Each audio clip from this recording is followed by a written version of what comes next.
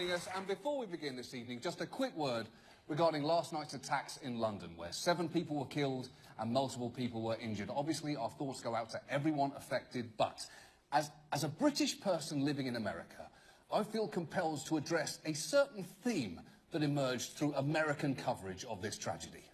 The UK is reeling this morning from yet another terrorist attack. A city reeling from a terror attack. The UK under siege, essentially. London is under siege. This is a country and a city that feels in some ways, David, under siege. OK, here's the thing. For the record, in no way is Britain under siege. Is it upset? Yes. Is it pissed off? Oh, you fucking bet it's pissed off. But to say it's under siege and that its people are reeling is to imply that it's somehow weak enough to be brought to its knees by 3 monumental arseholes.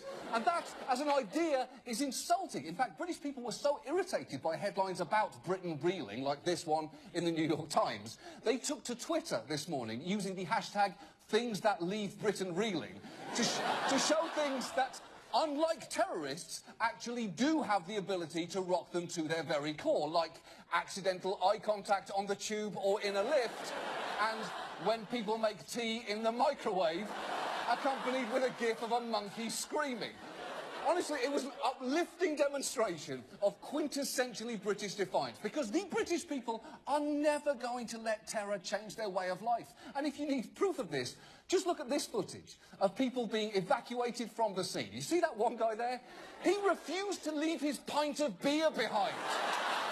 That is a one-man walking, keep calm and carry on poster.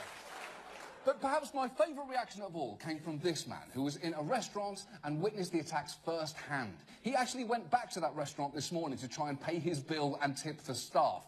And when a reporter asked whether he was worried about his safety, this was his incredible response.